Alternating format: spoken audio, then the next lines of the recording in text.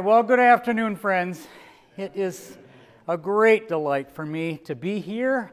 I think to be back here, there's some discussion about this at lunch, about where I've been. I've been quite a few places in Cleveland. In 2004, Joan Campbell and Al Pennybacker started up this group called Clergy Leadership Network for National Leadership Change. And we had to be a little bit coy about what it really was. It was an election year vehicle.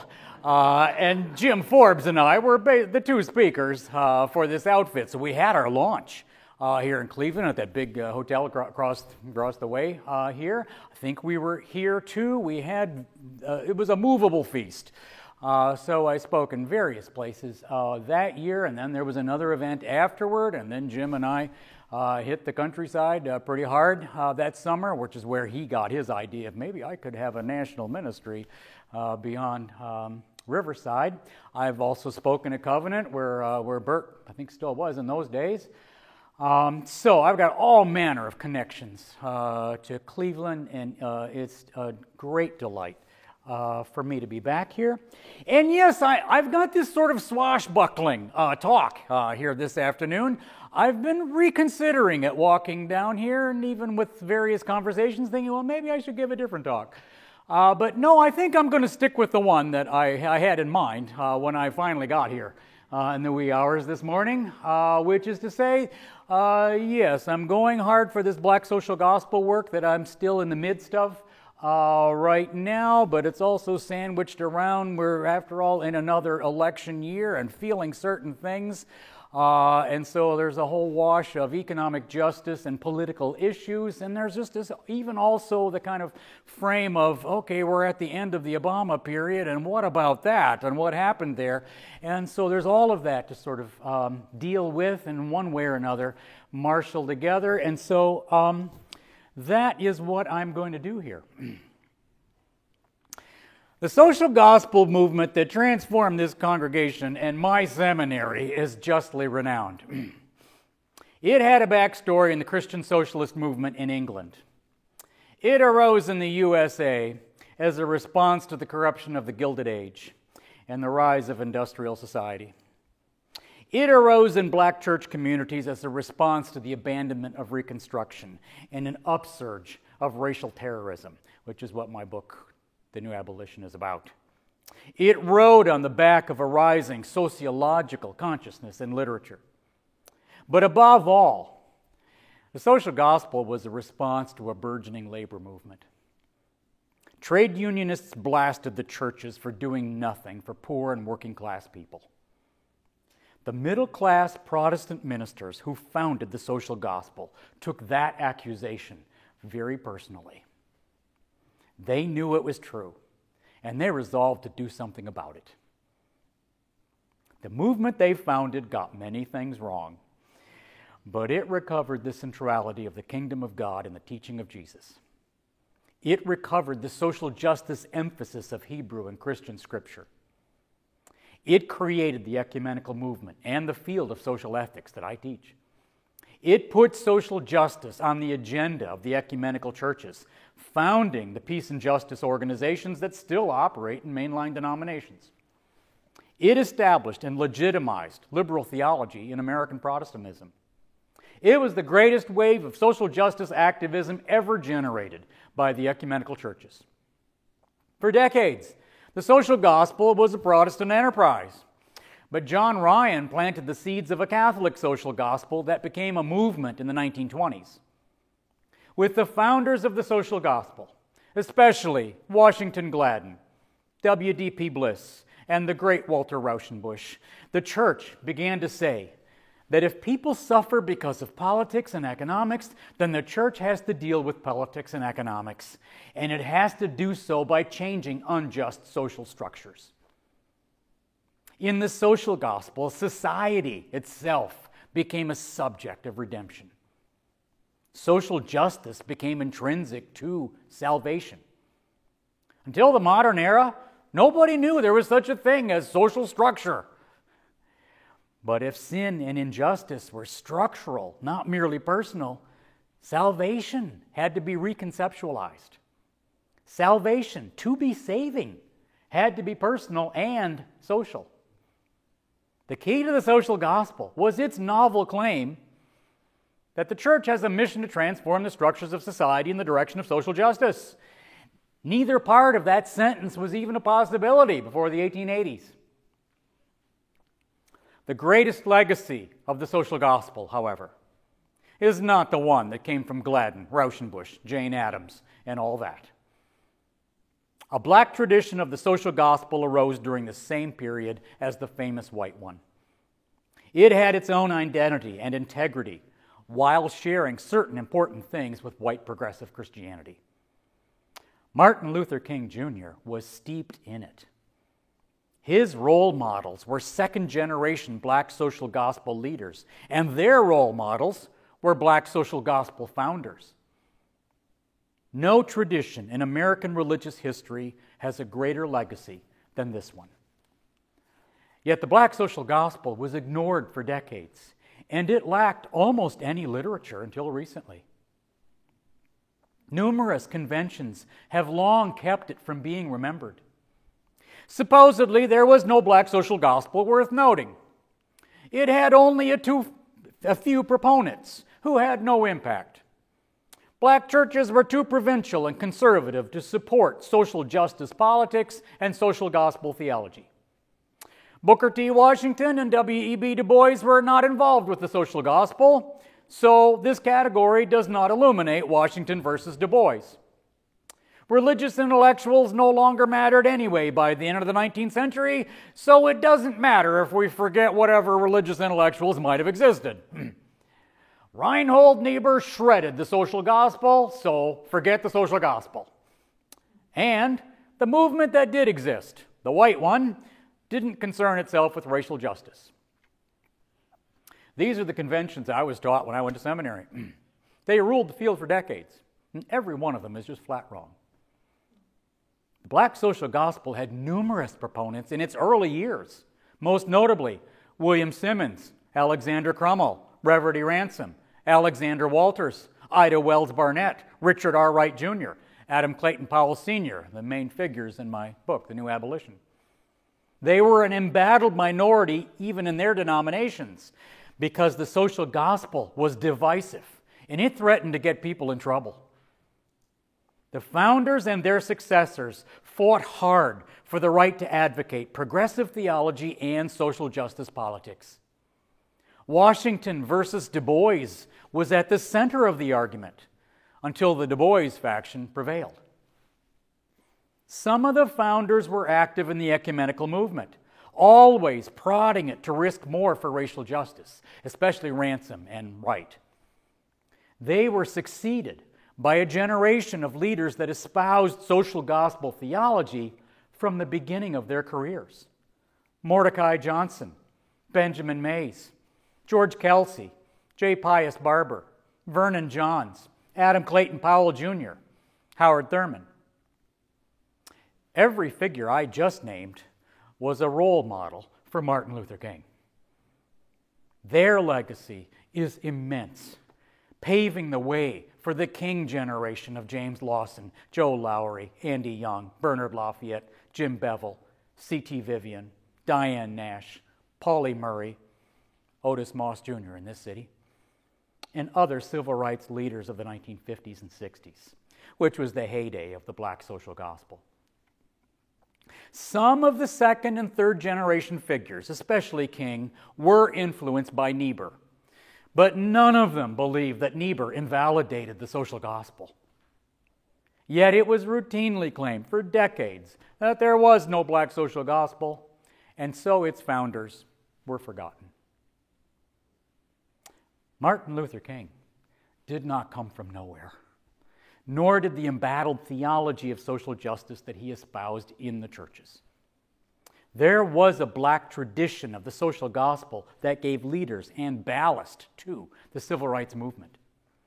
The things that defined it made it distinct, controversial, and historic. It built upon affirmations about human dignity and divine justice that most black churches proclaimed, but distinctly. And it remains a vital perspective. Last year, I've published a book on the founding generation titled The New Abolition, W.B. Du Bois and the Black Social Gospel. Next year, there will be a companion volume titled Breaking White Supremacy, Martin Luther King Jr. and the Black Social Gospel. So, you are catching me in an in-between moment in an election year. My book is out there. My head is in the one to come, plus a big book on economic democracy that I'm writing right now. And today I'm feeling the weight of our national moment as the nation prepares to vote, and you prepare here in Cleveland for the Republicans to come rushing in here in the next week. The title of this talk felt unwieldy to me when I thought Bert assigned it to me. Now it turns out that it was Mark, but I have warmed up to it. I said in my sermon this morning that the social gospel was a brilliant response to the Gilded Age, and that today we are living in a second Gilded Age, which requires us to repeat many things that our predecessors said about the ravages of injustice. The social gospel movement that founded my field, social ethics, did so to counter the emergence of capitalist society and social Darwinist ideology. The icon of neoclassical economic theory, Adam Smith, had no concept whatsoever of a capitalist society unleashed from religious, cultural, and national constraints. But that's what happened. Rauschenbusch put it poignantly, quote, "Capitalism has overdeveloped the selfish instincts in all of us and left the capacity of devotion to larger ends shrunken and atrophied," unquote. A century later, it's not even debatable whether our economic system has turned American society into an adjunct of the market, where the market just declares the value of everything. Global capitalism commodifies everything it touches, including labor and nature, putting everything up for sale and at risk. Nothing is exempt from the pressure of competition. Social contracts have vanished under threats of obsolescence and ruin, while the global market exploits resources and displaces communities and sets off wild explosions of boom and bust.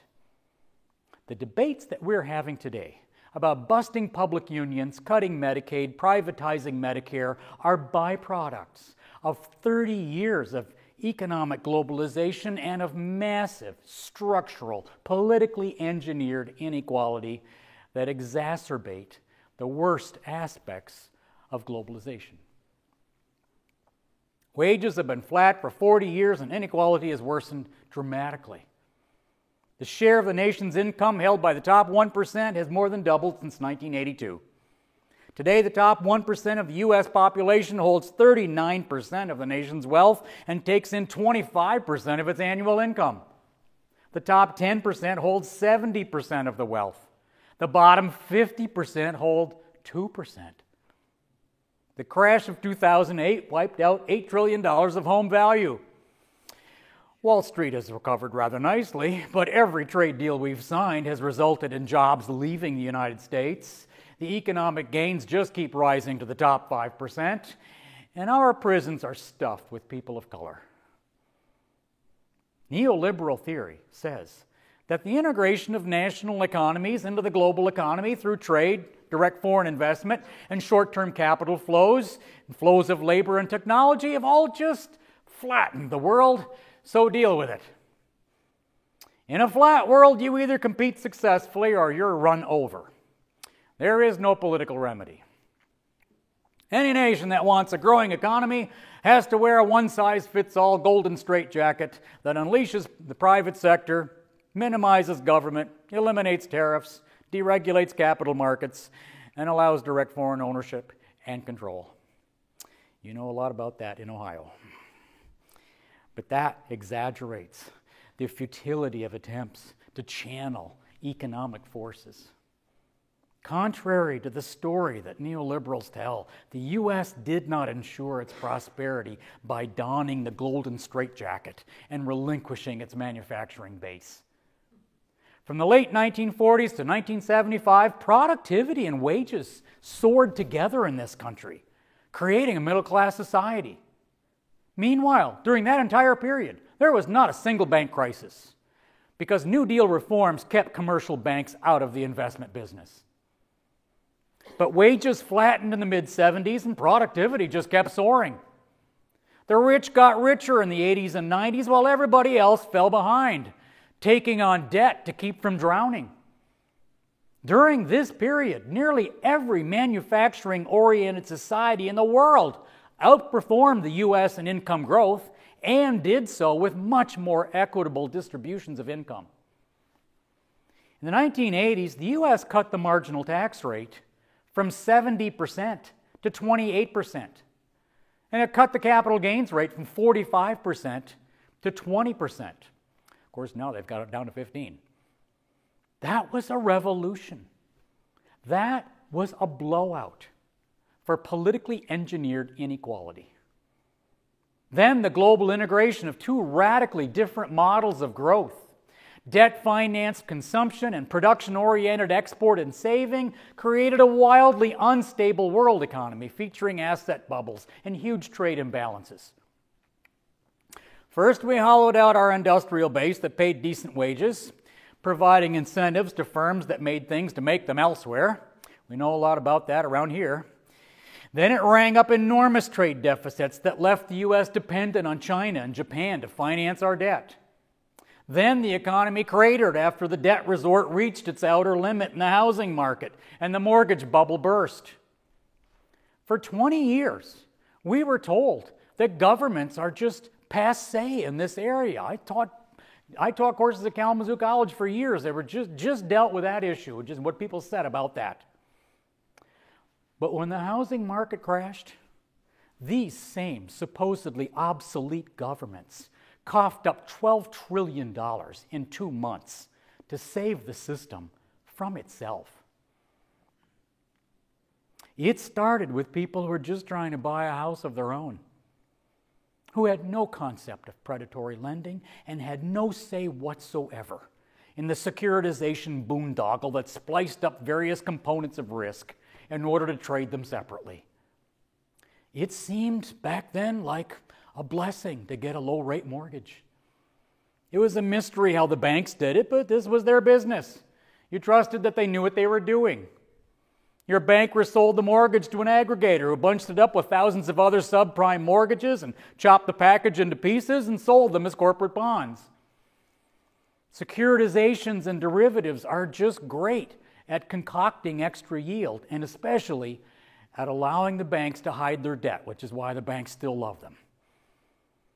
Broadly speaking, a derivative is any contract that derives its value from another underlying asset.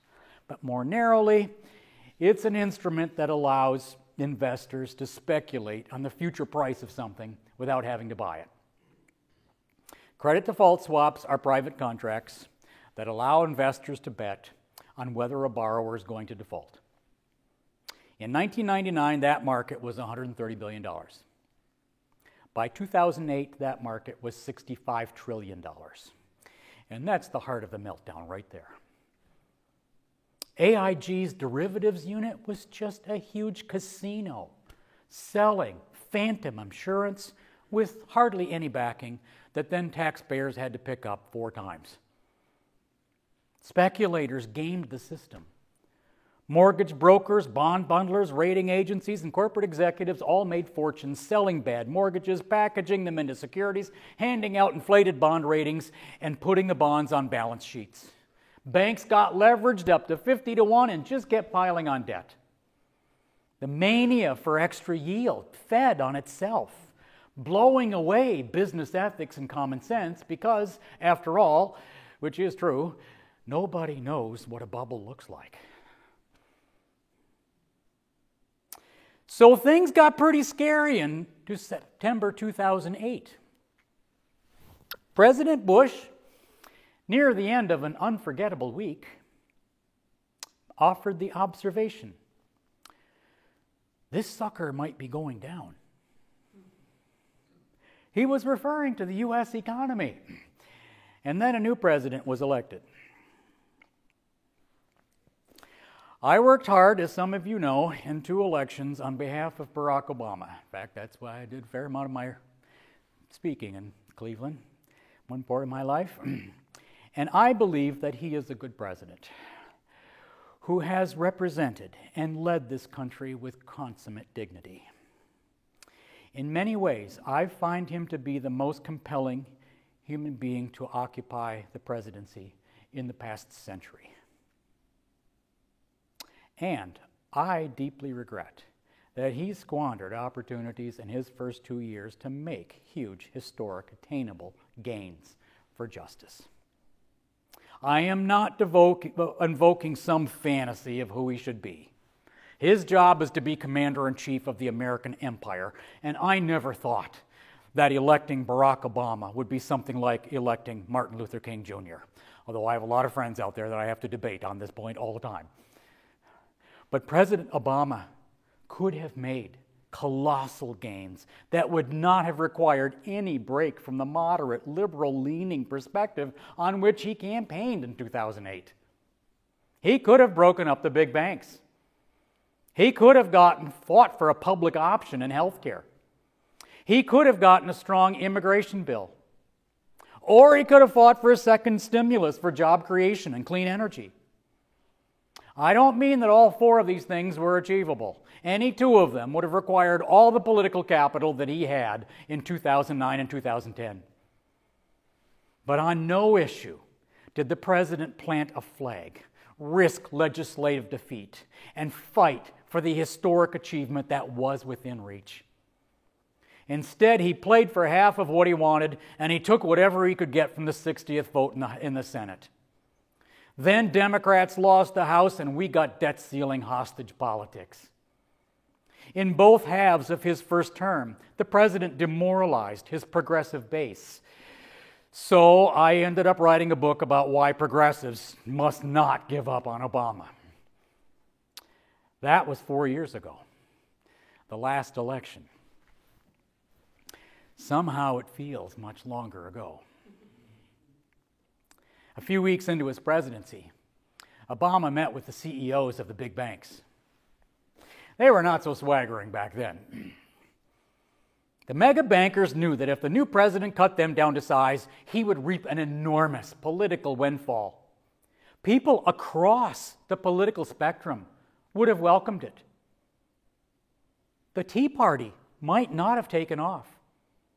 Any bank that's too big to fail holds the entire country hostage, and it's too big to be regulated too. Today, 7 banks control 76% of the nation's assets. 20 years ago, that figure was 16%. That's the story of our time. A staggering concentration of power that has turned the big banks into giant hedge funds, trading on their own accounts. Obama had 2 golden opportunities in this area. The first was in March 2009, when he told the mega bankers, "My administration is the only thing standing between you and the pitchforks. We have to work together." The bankers nodded in fake agreement, and they got together, forming the CDS Dealers Consortium, through which they fought every single plank of the Dodd-Frank bill. The second opportunity was the Brown-Kaufman Amendment to Dodd-Frank, which would have allowed no bank to risk more than 3% of the nation's GDP or hold more than 10% of the nation's insured deposits. This amendment got 30 Democratic votes and 3 Republican votes in the Senate, even though President Obama and the Senate leadership opposed it. Brown-Kaufman would have passed had the president supported it. He came out against it because he wanted to reinstate the wall between commercial and investment banking. In 1999, the Clinton administration teamed with Phil Gramm to tear down the Glass-Steagall wall separating commercial and investment banking, which opened the door to the mega bank empires and mergers of the Bush years. The federal government provides deposit insurance and other safeguards to ensure that we have a stable banking system. These privileges were not created to give unfair advantages to banks operating hedge funds or private equity funds. Banks should not be allowed to speculate with cheap money that the government safety net provides. The system allows banks to make trades conflicting with the interests of their own customers, which has fueled a riot of speculation that Wall Street now believes is its entitlement. The ostensible purpose of Wall Street is to raise money to finance making things in the real economy. But CDO deals are not investments. They don't create any actual bonds or mortgages. They don't add anything of value to society. They are pure gambling on whether somebody else's bonds will succeed. They're like side bets at a casino, except the Federal Reserve protects these bets. According to the SEC, Goldman Sachs, Citigroup, and other firms have looted their own customers by creating derivatives that are designed to fail and then betting against them. The Volcker Rule, which the president supported, was supposed to stop that. But to pass the Dodd-Frank bill, the Volcker Rule was gutted with exemptions for trading in treasury bonds and bond issued by government-backed entities. As always, these exceptions led to others, and today the Volcker Rule is just riddled with them. Paul Volcker's original proposal was 3 pages. In the Dodd-Frank bill, it's 10 pages. Today, it is 500 pages of exemptions and loopholes, and the banks are still wheedling for exemptions for private equity funds. The second issue was the public option in healthcare. Here, one mistake led to another. It was wrong to exclude advocates of single payer from the discussion. We were pushed aside as irrelevant, and many activists on this issue were so angry at being disregarded that they didn't get behind the public option. That was a mistake on their part, because the public option, which Hillary Clinton just came out for today, the public option is a magic bullet. Healthcare is a fundamental human right that should be available to all people, regardless of their economic resources. A decent society does not relegate the poor and unemployed to second-class status. When wealthy and middle-class people have to rely on the same healthcare system as the poor do, they use their political power to make sure it's a good system, as you have in Canada and France and Germany. The public option was the acid test of whether we were going to structurally reform the system or just make the insurance companies take more customers. If people are allowed to choose a government plan, they will do so, which could lead to a universal Medicare with everybody in and nobody out. When Obama took office, there was a serious momentum for a public option. He supported it. The House passed a weak version of it, and there was a majority for it in the Senate. I mean, we've already got a majority for it in the really existing Congress, not some fantasy Congress. This was the moment to take a stand, spend some capital, twist a few arms, and fight for something that made a huge difference. But when the president learned he was 8 votes short of beating a filibuster in the Senate, he bailed out, and he didn't bother to tell us. So many of us spent months pushing for something that we learned out later on was already dead. That made a lot of progressives very angry. And at that point, we were only 6 months into Obama's presidency. In this area, however, he won an enormously important victory by abolishing the worst abuses of the health insurance companies and getting more people covered. We no longer have a system in which your health provider can drop you when you get sick or if you have a pre-existing condition. It is staggering what it took to accomplish this minimally decent objective. And it is immensely to President Obama's credit that he gave a high priority to covering poor and vulnerable people, even though every poll he had said that politically it's a loser and all it does is hurt him. Obama has to deal with the most obstructionist opposition ever faced by a president of the United States. He had barely been inaugurated when the rallies began against him, with people shouting, "I want my country back." He hadn't done a thing yet, and they've already lost their country. The placards carried a picture of America's first black president, just in case anybody needed an interpretation. Then the stimulus bill got 0 Republican votes in the House and 3 very expensive Republican votes in the Senate. We had just lost 4 million jobs in the past year. We had lost 741,000 jobs just in the month that Obama was inaugurated. The nation was free-falling into a depression, yet somehow it was horribly wrong to inject a small stimulus that kept us from reliving 1933. On the basis of that utterly absurd position, the Tea Party became a powerful force in American political life. The Republican Party careened to the right, and immigration reform was no longer possible. Only a few years ago, there were upwards of 23 Republican votes in the Senate for the DREAM Act. In the Obama years, there have been 0 votes. That is a perfect snapshot of what has happened in U.S. American politics. Obama thought in the early going that immigration reform would be a good third-year issue. How very sad and wrong that turned out not to be.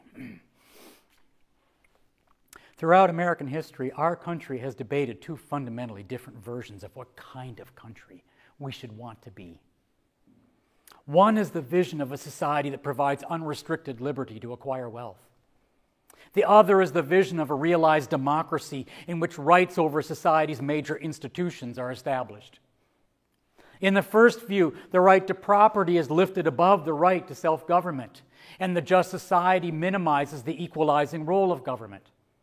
In the second view, self-government is considered superior to property, and the just society places democratic checks on social, political, and economic power. In the first vision, the goal is to attain enough success to stand apart from other people, not have to worry about them so much, and perhaps look down on them. In the second vision, a just society reduces the punishments of failure and the rewards of success, subordinating private interest to the common good. Both of these visions are ideal types, deeply rooted in U.S. American history. Both of them have limited and conditioned each other throughout the U.S. experience. But in every generation, one of them gains predominance over the other, shaping the terms of debate and possibility, telling the decisive story of its time. Today, an extreme version of the first vision is being asserted very aggressively. The political right thrives on a deeply felt dichotomy between the deserving and the undeserving. It is driven primarily by its rage against the supposedly undeserving and the liberal elites who are said to coddle the undeserving. This movement is overwhelmingly white, middle class, and either middle-aged or elderly. At the grassroots level, much of it is not hostile to Social Security or Medicare, which Donald Trump realized when he decided to run. Grassroots conservatives are quite certain that they deserve their own Social Security and Medicare, and they don't like elite political talk about slashing their entitlements. But they are outraged that undeserving people get benefits from the government, and they resent that they are losing their racial privileges. I did 200 radio shows when I wrote the Obama question, and I got an earful of it out on the road that year. In the version of the American dream that fills right-wing talk radio, there is no such thing as the common good. There is only the sum of individual goods, which many people do not deserve. These resentments and this ideology are far from new in U.S. American life. But this ideology, which is a throwback to social Darwinism, has no standing whatsoever in the tradition of social ethics and theology upheld by the ecumenical Christian churches. Here we begin with the recognition that we owe obligations to each other, that the Bible teaches a preferential option for the poor and oppressed, and that there is such a thing as the common good. When the sum of individual goods is organized only by a capitalist economy, it produces a common bad that destroys personal goods along with society. Americans, for example, are not overtaxed. From 1970 to 1999, Americans paid 28% of their income on federal, state, and local taxes. Today, that figure is 22%.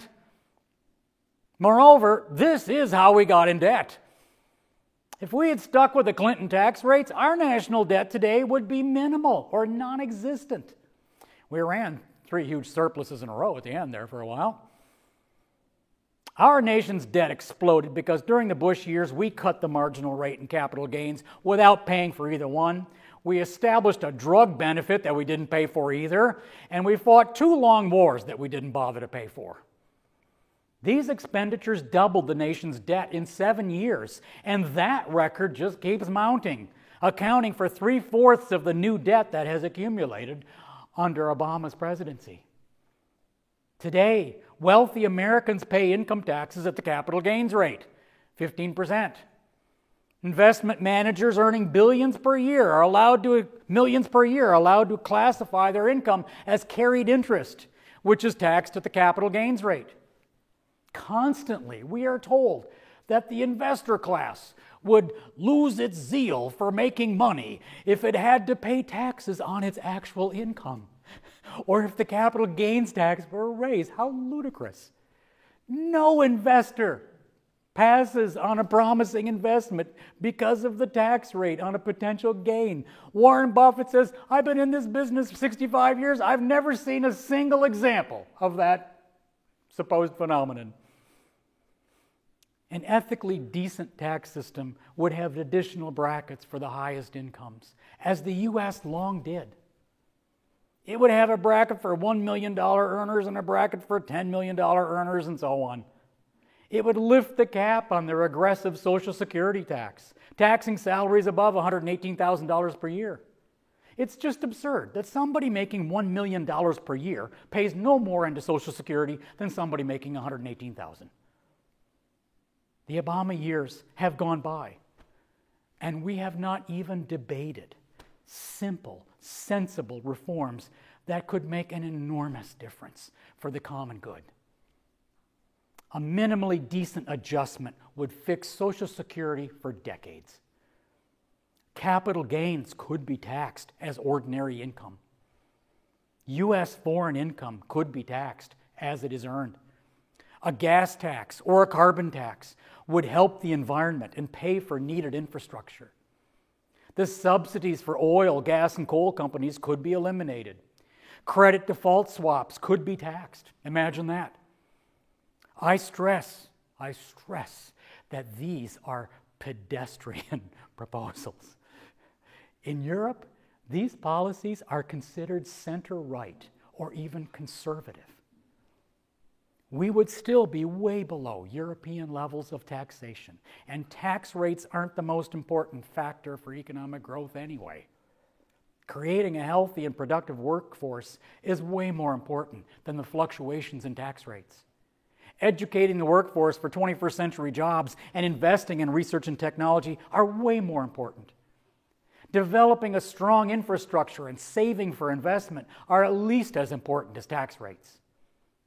We have spent the entire Obama presidency slowly growing out of weak consumer demand, stagnant wages, job uncertainty, and the ongoing ravages of the mortgage disaster. Europe opted for austerity plans, and nearly every European country today is suffering for it. We need to renew the country by making massive investments in a clean energy economy. Labor costs, equipment costs, and the cost of capital will never be lower than they are right now.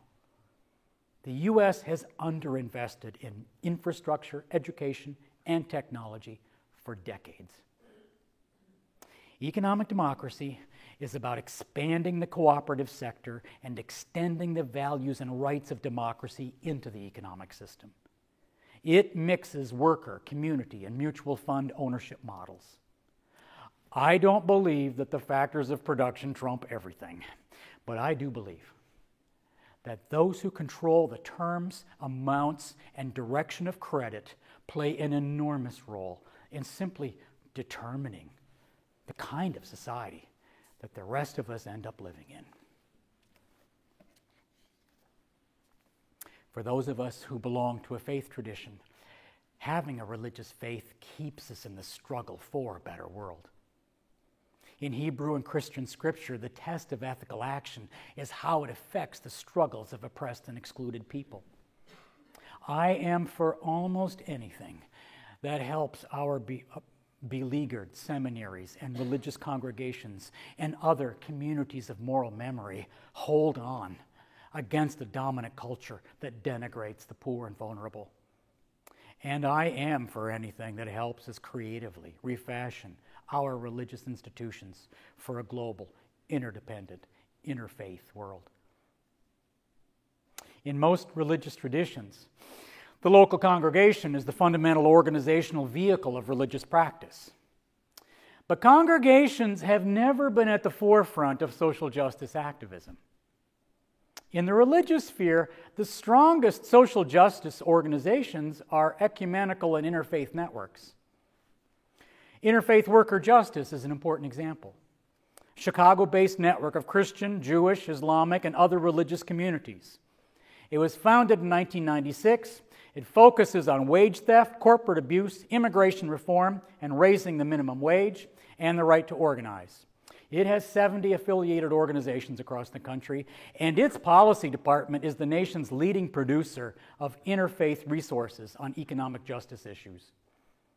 In community organizing, there are 4 major interfaith networks working on economic justice issues. They're all Alinsky-style organizations that create coalitions of religious leaders across a geographic area. The longtime number 1 in this area is the IAF, the Industrial Areas Foundation, founded by Alinsky in 1940 in Chicago.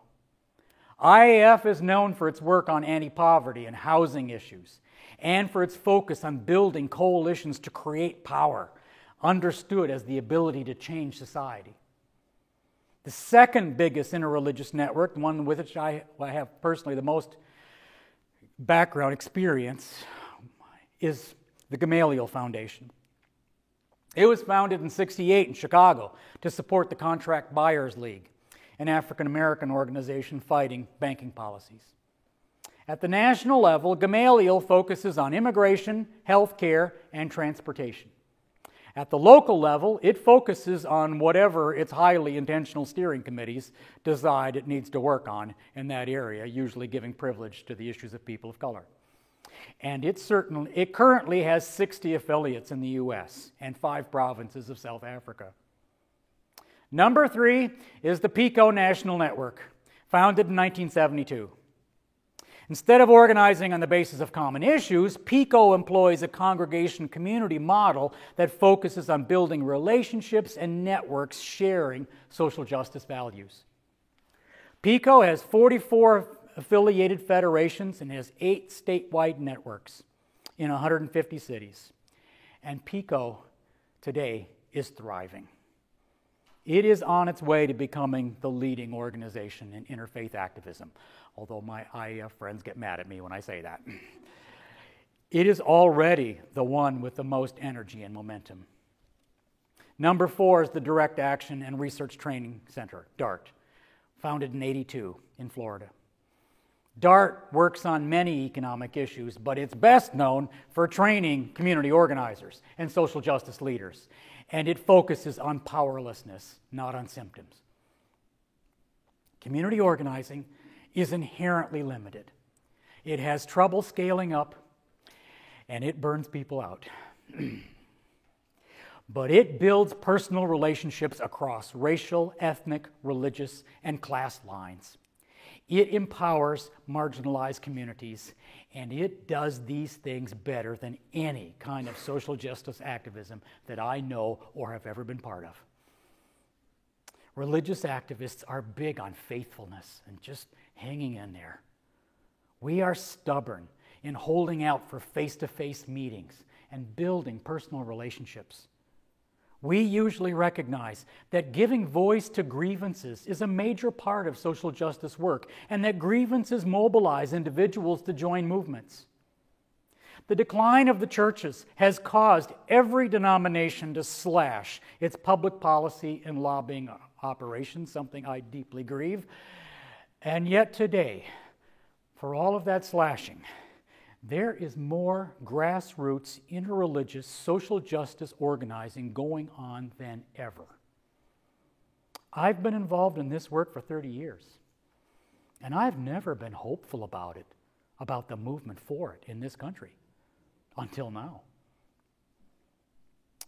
Cornel West, my friend and colleague Cornel West, delineating the principal intellectual and existential sources that shaped Martin Luther King, rightly names 4 in order of importance: prophetic black church Christianity, prophetic liberal Christianity, prophetic Gandhian nonviolence, and prophetic American civil religion. Cornel says that King embodied the best of American Christendom by synthesizing these sources. But this project was not unique to King, for it defines precisely what the black social gospel had become long before King emerged. King stood in a tradition of black social gospel founders and mentors who heard the prophetic gospel in the black church, who appropriated social gospel liberalism, who engaged Gandhi as soon as the Gandhian revolution began in India, and who called America to stop betraying its vaunted ideals. The weakest link in this chain was the one that white America lifted up after King was gone. King, the dreamer who called America to its own creed. King himself played down this troop in his later life, as it did not comport very well with the surging tide of black anger that he shared with the Black Power movement. It became even more problematic as soon as he was gone. The more that white liberals embraced King as a hero, the more ambiguous he became for blacks still denigrated by white society. It became hard to remember that Martin Luther King was radical, militant, and angry. He seemed to be wholly outstripped by Stokely Carmichael and Rap Brown, failing to break through his image as the civil rights leader best suited to prop up white liberalism. Even King's sympathetic biographer, David Levering Lewis, writing 2 years after King's death, contended that Martin Luther King specialized in making his audiences feel good. King, Lewis wrote, quote, evoked deeply pleasurable emotions in the middle class blacks and whites who flocked to hear him, never threatening anyone. Almost until the end, the meliorism of the social gospel, and more viscerally, that of the black bourgeoisie, stayed with Martin, despite the instructive lessons in Marx and Niebuhr, unquote. Well, that was true in a way, and seriously misleading. Martin Luther King did not become the most hated man in America on a misunderstanding. His supposedly unthreatening meliorism obliterated more structural evil than all of his critics combined. He struck with audacity and forcefulness in the most hateful cities that he could find. He stacked his organization with the most confrontational and contentious personalities he could find. Wyatt Walker, Fred Shuttlesworth, Jim Bevel, C.T. Bevian, Hosea Williams, the last one in this line, Jesse Jackson, because only people like that would eagerly raise hell in Birmingham, St. Augustine, Selma, and Chicago, and keep coming back for more. In 1964, barely a year after I Have a Dream, King told Alex Haley, quote, I never cease to wonder at the amazing presumption of much of white society, assuming that they have the right to bargain with the Negro for his freedom. This continued arrogant ladling out of pieces of the rights of citizenship has begun to generate a fury in the Negro, unquote. That was the feeling that retired the word Negro the following year. King was always more radical than he seemed, and by the end, he was more radical than anybody around him. He frightened and appalled the civil rights establishment by coming out against the Vietnam War. He took the struggle north into Chicago, where Bevel was eager to go and Jackson joined the staff, but nearly everybody else on his team was opposed. Bayard Rustin and Hosea Williams were adamantly against the Chicago campaign. Then King committed to the Poor People's Campaign, and he had to hire Bernard Lafayette to run it because the entire executive staff was against him, even Bevel.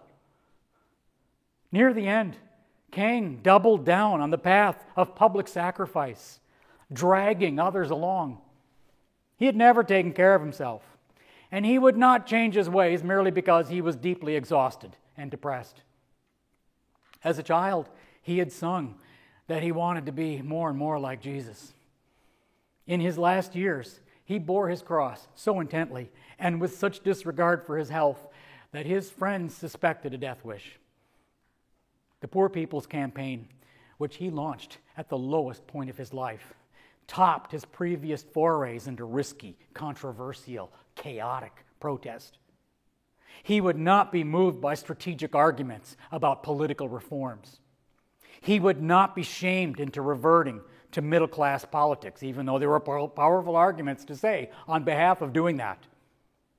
Now he outflanked even Bevel, his usual barometer of going too far. King had to stand with the poorest of the poor and afflicted. Otherwise, to him, he was not really a follower of Jesus. In March, he told the New York City Union that the next march on Washington would have Black Americans, because Black people are poor, and Puerto Ricans, because they're poor too, and Mexican Americans and Native Americans, because they're mistreated, and poor white Appalachian whites that repudiated racism. He knew what he needed to do and with whom he needed to be. He only didn't know where this was heading politically. He didn't. In the early years of the movement, he was deeply exhausted most of the time. In the mid-1960s, he was unfathomably exhausted and depressed. Then it got worse. Sometimes he acknowledged that he might be too exhausted to go on. He fantasized about living in Switzerland for a year or teaching at Union Seminary. Instead, he bowled forward, bearing his cross, enduring one sleepless night after another, and then rousing himself with sermonic riffs about the view from the mountaintop. Young said that whenever King gave that mountaintop riff, they knew that King had hit the bottom. King told the SCLC staff, "When I took up the cross, I recognized its meaning. The cross is something that you bear, and ultimately it's something you die on." Every sermon that he ever gave was a gloss on the beloved community, the kingdom hope of a regenerated society. He was an exemplar of his theme that freedom has no reality apart from power. Power is integral to hope and liberation. Integration requires equal access to political and economic power. Freedom is precisely participation in power. For King, the goal of the civil rights movement was to transform the lack of power of Black Americans into creative, vital, interpersonal, organized power. All could be free, but only if all were empowered to participate. Freedom and integration went together to build the beloved community, a universal goal embracing all peoples and nations. King epitomized the Black social gospel at its best and most radical, which made him the first in the line of what came to be called, shortly after his death, liberation theology. But that is not how it seemed at the time. Jim Cone is one of my closest friends, so I have an insider's perspective about how it seemed at the time, and I remember it. Liberation theology arose within the Black Power movement, where King was problematic. He exemplified the ethic of self-sacrificial love and nonviolent resistance to oppression as a way of life, not merely a method. He insisted that integration was an essential goal of the civil rights movement, notwithstanding that the movement had no workable concept of integration. SCLC veterans like Ralph Abernathy, who retained a simple concept of it, were disabused of it in the Poor People's Campaign when they tried to impose it, and they failed. The pendulum swung toward liberation by any means necessary, away from King's emphasis on integration and nonviolence. Violence versus nonviolence was not the issue because giving primacy to it, so we said, preempted what might be necessary for liberation and self-respecting community. In the aftermath of King's assassination and all that, James Cone took for granted that King was a major source and inspiration of the liberating theology that was needed. But the King, valorized by white liberals and black church leaders, struck Cone as the exemplar of a white liberal ideal, not a symbol of black liberation. Cone's respect for King jostled with feelings of ambivalence, and he hated what white liberals made of King. In that conflicted brew of feelings and reactions, black liberation theology was born. My work on this subject is distinctly important to me, and it is long in coming. Interrogating one's racial bias is exceedingly difficult. Interrogating one's complicity in white supremacy is harder yet. I am torn between knowing that I am terribly limited as an interpreter of African American social Christianity and believing it deserves all the books it can get, even from me. I am making a continuity argument about a wrongly overlooked tradition. But I always make it in a way that holds to the specific line that led to Martin Luther King, the way it happened. For all that Daddy King influenced his son, neither Daddy King nor any of his buddies would have kept the bus strike going in Montgomery, or struck hard in Birmingham, or opposed the Vietnam War, or spurned President Johnson, or emphasized economic justice, or taken the struggle to Chicago, or called a Poor People's Campaign of marchers to the nation's capital. The King movement must be continually re-narrated, refashioning what happened and why it fell short of Martin's dream of a decent society, much less the beloved community. Thank you, friends. Wow.